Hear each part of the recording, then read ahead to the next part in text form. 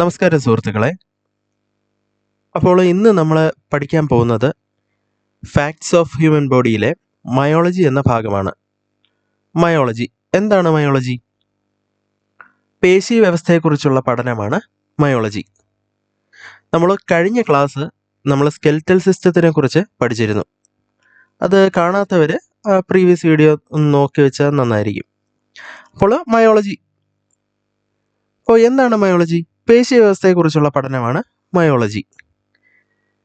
നമ്മുടെ പേശിയുടെ കോശങ്ങൾ, അതായത് സെൽസിനെ വിളിക്കുന്നത് എന്താണെന്നറിയാമോ? മയോസൈറ്റ് എന്നാണ് നമ്മുടെ പേശി വ്യവസ്ഥയിലെ കോശങ്ങളെ വിളിക്കുന്നത്. അപ്പോൾ നമ്മൾ മയോ എന്ന വാക്ക് കേൾക്കുമ്പോഴേ ഓർക്കേണ്ട കാര്യം എന്താണെന്ന് വെച്ചാൽ അത് പേശികളുമായിട്ട് ബന്ധമുള്ള ഒരു വാക്കാണ് മയോ എന്ന് ചേർത്ത് വന്നാൽ. അതേപോലെ തന്നെ നമ്മൾ കഴിഞ്ഞ ക്ലാസ്സിന് പറഞ്ഞ പോലെ ഓസ്റ്റിയോ എന്ന വാക്കാണ് വരുന്നതെങ്കിൽ അത് അസ്ഥികളുമായി ബന്ധപ്പെട്ട ഒരു വാക്കായിരിക്കും.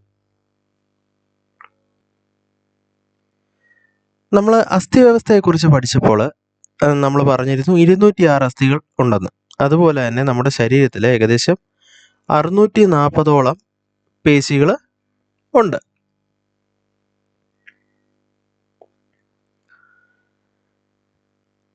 അപ്പോൾ മനുഷ്യ ശരീരത്തിലെ പേശികൾ നമ്മുടെ ഭാരത്തിൻ്റെ എത്ര ശതമാനത്തോളം വരുമെന്നൊരു ക്വസ്റ്റ്യൻ വന്നാൽ 43% വരുന്നത്.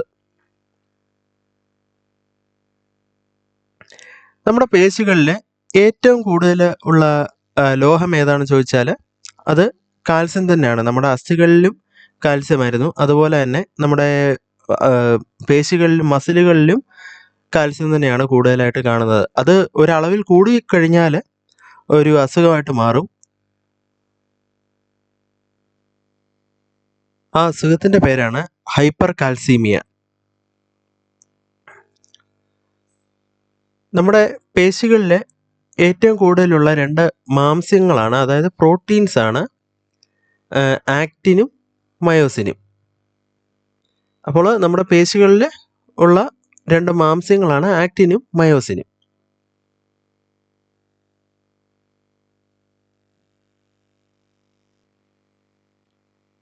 അപ്പോൾ നമ്മുടെ പേശികളിൽ ഏറ്റവും കൂടുതൽ കാണുന്ന വർണ്ണകം ഏതാണ്? മയോഗ്ലോബിൻ ആണ്. മയോഗ്ലോബിൻ കേട്ടോ. അതായത് നമ്മുടെ രക്തത്തിൽ കാണപ്പെടുന്ന വർണ്ണകം ഏതാണ്? ഹീമോഗ്ലോബിൻ ആണ്. ഹീമോഗ്ലോബിൻ്റെ ധർമ്മമോ? ഹീമോഗ്ലോബിൻ്റെ ഫംഗ്ഷൻ എന്താണ്? ഓക്സിജനെ ക്യാരി ചെയ്തുകൊണ്ട് പോവുക എന്നുള്ളതാണ് ഹീമോഗ്ലോബിൻ്റെ ഫംഗ്ഷൻ. അതുപോലെ തന്നെ മയോഗ്ലോബിൻ്റെ ഫംഗ്ഷനും നമ്മുടെ പേശികൾക്ക് പ്രവർത്തിക്കാൻ ആവശ്യമായ ഓക്സിജനെ സ്റ്റോർ ചെയ്ത് വെക്കുക എന്നുള്ളതാണ് നമ്മുടെ മയോഗ്ലോബിൻ്റെ ഫംഗ്ഷൻ. നമ്മുടെ ഹീമോഗ്ലോബിന് അതിൽ കൂടുതൽ ഉള്ള ലോഹം ഏതാണെന്ന് ചോദിച്ചാൽ അത് അയണാണ്. അതേപോലെ തന്നെ സെയിമാണ് മയോഗ്ലോബിൻ്റെ കേസിലും സെയിമാണ്. മയോഗ്ലോബിനിലും ഏറ്റവും കൂടുതൽ കാണപ്പെടുന്ന ലോഹം ഇരുമ്പ് തന്നെയാണ്. നമ്മുടെ പേശികൾ കറക്റ്റായിട്ട് പ്രവർത്തിക്കണമെങ്കിൽ, കറക്റ്റായിട്ട് ഫങ്ഷൻ ചെയ്യണമെങ്കിൽ നമ്മുടെ തലച്ചോറിലെ ഒരു ഭാഗം കറക്റ്റായിട്ട് പ്രവർത്തിക്കണം. ആ ഭാഗം ഏതാണെന്നറിയാമോ? സെറിബെല്ലമാണ് കേട്ടോ.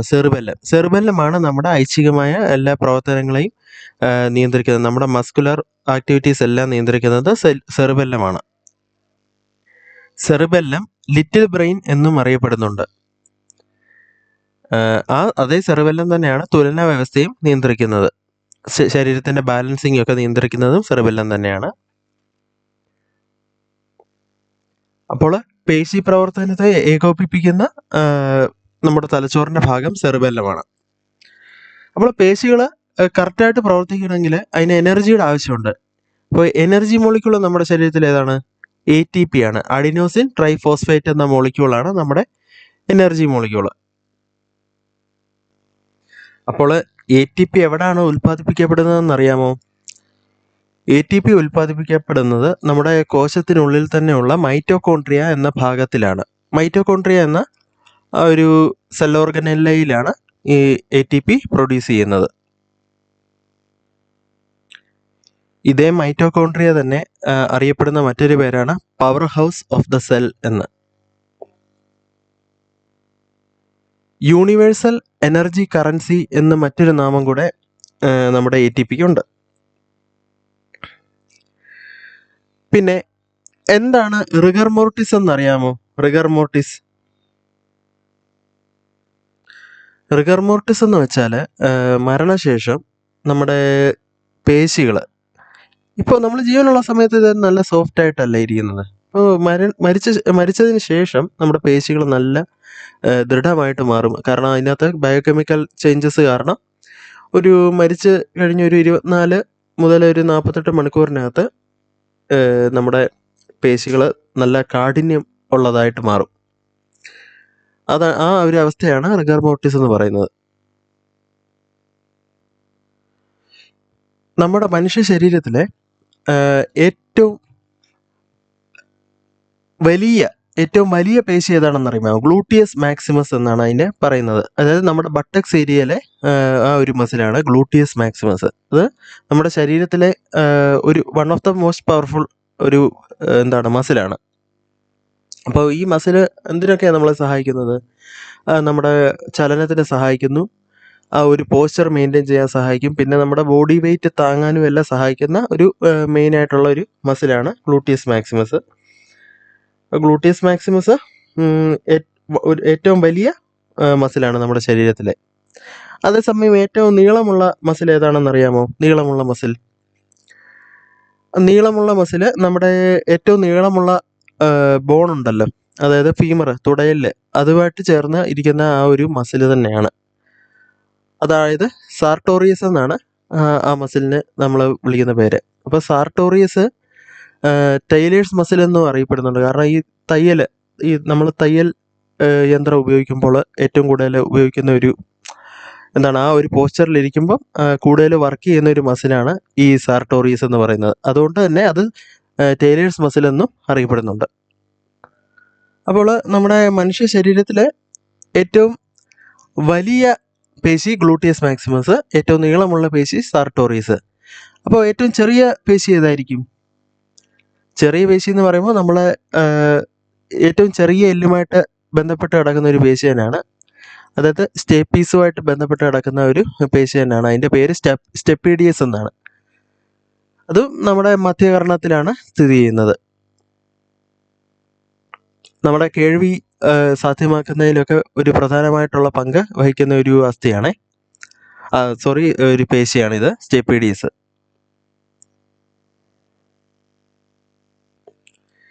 പിന്നെ മറ്റൊരു പേശി നമുക്ക് നോക്കാനുള്ളതെന്ന് വെച്ചാൽ നമ്മുടെ സീലിയറി പേശികളാണ്. സീലിയറി മസിൽസ് എവിടെ ആയിരിക്കും കാണപ്പെടുന്നത്? നമ്മുടെ കണ്ണുകളിലാണ് കേട്ടോ. നമ്മുടെ കണ്ണുകളിലാണ് സീലിയറി മസിൽസ് കാണപ്പെടുന്നത്. നമ്മുടെ കണ്ണിൻ്റെ ലെൻസിനെ അഡ്ജസ്റ്റ് ചെയ്യാൻ സഹായിക്കുന്നതാണ് സീലിയറി മസിൽസ്. അതായത് നമ്മുടെ ബൈക്കോൺവെക്സ് ലെൻസ്, നമ്മുടെ കണ്ണിനുള്ളിലെ ബൈക്കോൺവെക്സ് ലെൻസിനെ ചുരുങ്ങാനും പിന്നെ നിവരാനും സഹായിച്ച് അതിൻ്റെ ഫോക്കസ് അഡ്ജസ്റ്റ് ചെയ്ത് നമ്മുടെ റെറ്റിനയിലോട്ട് ദൃശ്യങ്ങളെ പതിപ്പിക്കാൻ സഹായിക്കുന്നത് സീലിയറി മസിൽസ് ആണ്. അങ്ങനെ കാഴ്ചയെ സാധ്യമാക്കാൻ സഹായിക്കുന്ന പ്രധാനപ്പെട്ട മസിലാണ് സീലിയറി മസിൽസ്. അത് മാത്രമല്ല, നമ്മുടെ ഏറ്റവും വേഗതയേറിയ മസിലാണ് സീലിയറി മസിൽസ്. അപ്പോൾ കാഴ്ചയെ സാധ്യമാക്കാൻ സഹായിക്കുന്ന പേശിയാണ് സീലിയറി മസിൽ. ഇനി നമുക്ക് നോക്കാനുള്ള മറ്റൊരു പേശി എന്ന് വെച്ചാൽ ഹൃദയപേശി, അതായത് കാർഡിയാക് മസിൽസ് ആണ്. കാർഡിയാക് മസിൽസിൻ്റെ പ്രത്യേകത എന്താണ്? ഒന്നാമത് അത് ഇൻവോളണ്ടറി ആണ്. അതായത് നമ്മൾ നിയന്ത്രിക്കാൻ പറ്റുന്ന ഒരു പേശിയല്ല, ഒരു മസിലല്ല. അനൈച്ഛികമായിട്ട് പ്രവർത്തിക്കുന്ന ഒരു മസിലാണ്. പിന്നെന്താണ്? കണ്ടിന്യൂസ് വർക്ക് ചെയ്തുകൊണ്ടിരിക്കുന്ന ഒരു മസിലാണ്.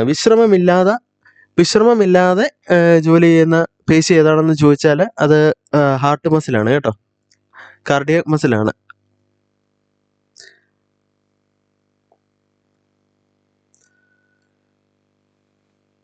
അപ്പോൾ ഹൃദയപേശികൾ, അതായത് ഹാർട്ട് മസിലാണ് ഏറ്റവും കണ്ടിന്യൂസ് വർക്ക് ചെയ്യുന്ന മസിൽ.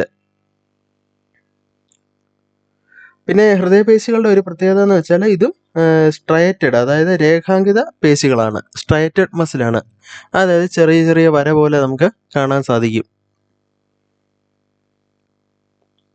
അടുത്തായിട്ട് നമുക്ക് നോക്കാനുള്ളത് നമ്മുടെ ശരീരത്തിലെ സൈസ് വെച്ച് നോക്കുവാണെങ്കിൽ ഭയങ്കര സ്ട്രോങ് ആയിട്ടുള്ളൊരു മസിലാണ് മസറ്റർ മസിൽ എന്ന് പറയും. മസറ്റർ മസിൽ അത് പറഞ്ഞപ്പോഴാണ് അതിനു മുന്നേ നമ്മുടെ ഹൃദയപേശികൾക്ക് വരുന്ന വേദന എന്താണെന്ന് വെച്ചാൽ, ഹൃദയപേശികളിൽ വേദന അനുഭവപ്പെടുന്ന ആ ഒരു രോഗാവസ്ഥയാണ് ആഞ്ചിന എന്ന് അറിയപ്പെടുന്നത് കേട്ടോ. ആഞ്ചിന, അതായത് നെഞ്ചുവേദന എന്നൊക്കെ കേട്ടില്ലേ. അപ്പോൾ ഹൃദയപേശികളിലോട്ടുള്ള രക്തയോട്ടം കുറയുന്നതിൻ്റെ ഫലമായിട്ട് ഉണ്ടാകുന്ന ഒരു അസ്വസ്ഥതയാണ്, ഒരു നെഞ്ചുവേദനയായിട്ട് വരുന്ന ആ ഒരു അസ്വസ്ഥതയാണ് ആഞ്ചിന എന്നറിയപ്പെടുന്നത്. അപ്പോൾ അടുത്തത് നമുക്ക് നോക്കാനുള്ളത് മസറ്റർ മസിലാണ്. മസറ്റർ മസിൽ അത് വളരെ ചെറിയൊരു മസിലാണ്. അത് നമ്മുടെ താടിയെല്ലിനെ അതിൻ്റെ താടിയെല്ലിൻ്റെ ചലനം സാധ്യമാക്കാൻ സഹായിക്കുന്ന ഒരു മസിലാണ് മസറ്റർ മസിൽ. അപ്പോൾ അതിൻ്റെ സൈസ് വെച്ച് നോക്കുമ്പോൾ അത് ഭയങ്കര സ്ട്രോങ് ആണ്. നമ്മളെ എത്ര കട്ടിയുള്ള സാധനങ്ങൾ നമുക്ക് കടിച്ച് മുറിക്കാനൊക്കെ സഹായിക്കുന്നത്, നമ്മുടെ താടിയെല്ലിനെ അനക്കാൻ സഹായിക്കുന്ന മസിലാണ് മസറ്റർ മസിൽ. അപ്പോൾ മനുഷ്യ ശരീരത്തിലെ ഏറ്റവും ദൃഢതയേറിയ പേശി ഏതാണെന്ന് ചോദിച്ചാൽ മസറ്റർ മസിൽ നമുക്ക് ആൻസറായിട്ട് എഴുതാം. ഇനി നമുക്ക് നോക്കാനുള്ളത് ലങ്സ്. ലങ്സ് എന്ന് പറഞ്ഞാൽ സത്യത്തിൽ പൂർണ്ണമായിട്ടും പേശി നിർമ്മിതമല്ല. അങ്ങനെ ഒരു ക്വസ്റ്റ്യൻ വന്നാൽ പേശി നിർമ്മിതമല്ലാത്ത അവയവം ഏതാണെന്ന് ചോദിച്ചാൽ ഓപ്ഷൻ തന്നു കഴിഞ്ഞാൽ ലങ്സ് ഉണ്ടെങ്കിൽ അത് എഴുതണം. അതിനകത്ത് നമ്മുടെ ബ്രോങ്കിയോൾ എന്ന് പറയുന്ന ഭാഗത്തിലാണ് ആകെ ഈ മസിൽ ഉള്ളത്, അതായത് സ്മൂത്ത് മസിലുകൾ ഉള്ളത്, അതായത് മിനുസ പേശികൾ. ന്യൂക്ലിയസിൻ്റെ എണ്ണം കുറവാണ്, പിന്നെ വര പോലുള്ള അപ്പിയറൻസ് ഇല്ല. അതുകൊണ്ടാണ് അതിനെ മിനുസ പേശികൾ അല്ലെങ്കിൽ സ്മൂത്ത് മസിൽ എന്ന് പറയുന്നത്. അപ്പോൾ ഈ ബ്രോങ്കിയോളിൻ്റെ ഉള്ളിലുള്ള ഈ മിനുസ പേശി, അതായത് സ്മൂത്ത് മസിൽ, ഈ വായു കയറുമ്പോൾ അത് നമ്മുടെ ആ ശ്വാസനാളം ഒന്ന് എക്സ്പാൻഡ് ചെയ്യാനും പിന്നെന്താ ചുരുങ്ങാനും ഒക്കെ സഹായിക്കുന്നത് ഈ സ്മൂത്ത് മസിലാണ്. പിന്നെ നമുക്ക് നോക്കാനുള്ളതാണ് ടെൻഡൻസ്, അതായത് സ്നായുക്കൾ. അത് നമ്മുടെ അസ്ഥിവ്യവസ്ഥയുടെ ക്ലാസ് എടുത്തപ്പോൾ തന്നെ പറഞ്ഞിരുന്നു. ടെൻഡൻസ് എന്താണ്? സ്നായുക്കൾ നമ്മുടെ മസിലിനെ അസ്ഥിയുമായിട്ട് ചേർത്ത് വെക്കാൻ സഹായിക്കുന്ന, അതായത് പേശികളെ അസ്ഥികളുമായിട്ട് ചേർത്ത് പിടിപ്പിക്കാൻ സഹായിക്കുന്ന നാരുകളാണ് ടെൻഡൻസ്.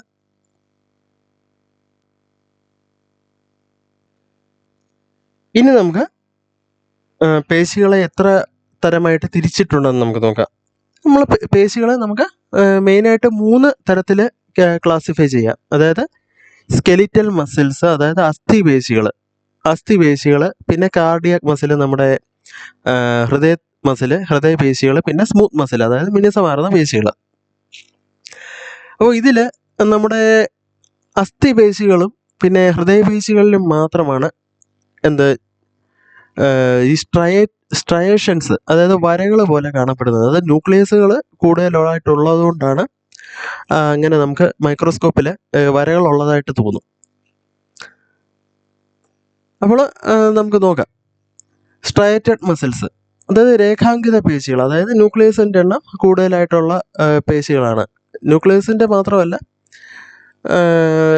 അതിൽ ആക്റ്റിൻ, മയോസിൻ എന്ന് പറയുന്ന പ്രോട്ടീൻ ഉണ്ടല്ലോ, അതിൻ്റെ എല്ലാം കൂടെ പ്രസൻസ് ഉള്ളതുകൊണ്ടാണ്. അപ്പോൾ നമുക്ക് നോക്കാം. രേഖാങ്കിത പേശി, അതായത് സ്ട്രയേറ്റഡ് മസിൽസ് മെയിനായിട്ട് സ്കെൽറ്റൽ മസിൽ, അതായത് അസ്ഥിപേശികളും കാർഡിയാക് മസിലുമാണ്, അതായത് ഹൃദയപേശിയുമാണ്. അപ്പോൾ നമ്മുടെ സ്കെൽറ്റൽ മസിൽ, അതായത് അസ്ഥിപേശികൾ ഒരു വോളണ്ടറി പേശിയാണ്, അതായത് വോളണ്ടറി മസിലാണ്. അതായത് നമുക്ക് നമ്മുടെ ഇഷ്ടത്തിനനുസരിച്ച് കൺട്രോൾ ചെയ്യാൻ സാധിക്കുന്ന മസിലുകളാണ് വോളണ്ടറി മസിൽസ്, അതായത് സ്കെൽറ്റൽ മസിൽസ്. അതേസമയം ഹൃദയത്തിൻ്റെ മസിലാണെങ്കിലോ, കാർഡിയാക് മസിലാണെങ്കിൽ അത് സാധ്യമല്ല, നമുക്ക് നിയന്ത്രിക്കാൻ സാധിക്കില്ല,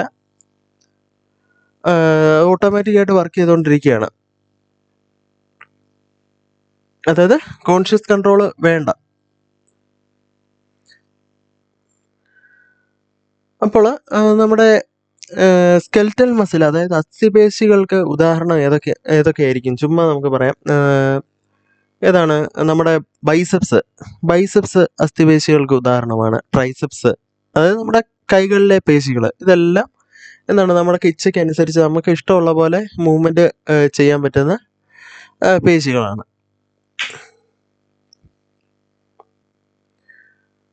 ഇനി നമുക്ക് സ്മൂത്ത് മസിലിനെ കുറിച്ച് നോക്കാം. സ്മൂത്ത് മസിൽസ് എന്താണ്? മിനുസപേശികൾ. അതായത് ഈ പേശികൾ എവിടെയാണ് കാണപ്പെടുന്നത്? നമ്മുടെ പൊള്ളയായ ഭാഗത്ത്, അതായത് നമ്മുടെ പൊള്ളയായ അവയവങ്ങൾ, അതായത് ആമാശയം, കുടല്, രക്തക്കുഴല് അങ്ങനെയുള്ള ഭാഗങ്ങളുടെ അകത്ത് ഒരു ലൈനിങ് ആയിട്ട് കാണപ്പെടുന്ന എന്താണ് പേശികളാണ് സ്മൂത്ത് മസിൽസ് എന്നറിയപ്പെടുന്നത്, അതായത് മിനുസപേശികൾ എന്ന് അറിയപ്പെടുന്നത്. ഇത് നോൺ സ്ട്രൈറ്റഡ് മസിൽസ് എന്നും അറിയപ്പെടുന്നുണ്ടേ. ഇനി നമുക്ക് നമ്മുടെ ഹൃദയപേശികളെ കുറിച്ച് ഒന്ന് നോക്കാം. ഹൃദയപേശികളും എന്താണ്? സ്ട്രൈറ്റഡ് മസിലാണ്, അതായത് രേഖാങ്കിത പേശികളാണ് കേട്ടോ. പക്ഷേ ഇൻവോളണ്ടറി മസിലാണ്.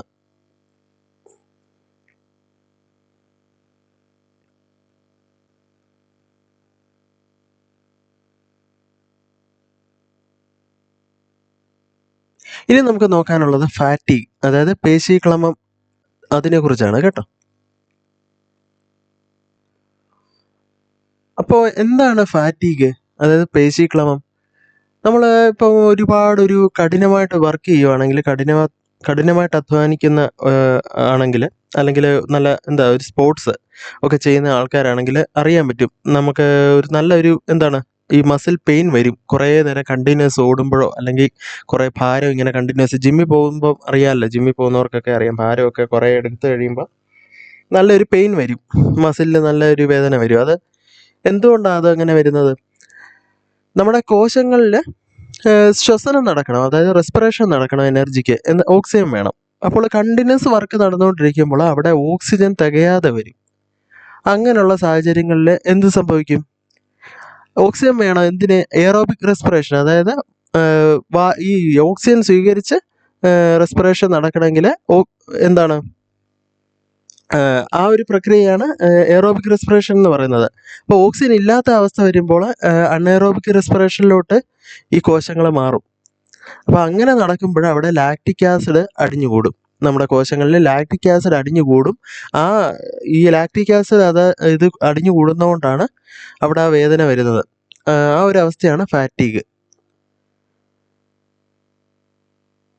പിന്നെ അടുത്തത് നമുക്ക് നോക്കാനുള്ളത് ഇലക്ട്രോമയോഗ്രഫിയാണ്. ഇലക്ട്രോമയോഗ്രഫി എന്ന് പറഞ്ഞാൽ എന്താണ്? പേശികളുടെ വൈദ്യുത പ്രവർത്തനവും അതിനെ നിയന്ത്രിക്കുന്ന നാഡീകോശങ്ങളുടെയൊക്കെ ആ വർക്കിംഗ് ഒക്കെ കറക്റ്റ് ആണോ എന്ന് നോക്കാൻ വേണ്ടി ഉപയോഗിക്കുന്ന ഒരു ഡയഗ്നോസ്റ്റിക് മെത്തേഡാണ് ഇലക്ട്രോമയോഗ്രഫി. അതിനുപയോഗിക്കുന്ന ഉപകരണം ഇലക്ട്രോമയോഗ്രാഫ് എന്നാണ് അറിയപ്പെടുന്നത്. അപ്പോൾ അത്രയേ ഉള്ളൂ നമുക്ക് പേശികളെ കുറിച്ച് പഠിക്കാനായിട്ട്. അപ്പോൾ നമുക്ക് അടുത്ത ക്ലാസ്സിന് കാണാം. Thank you.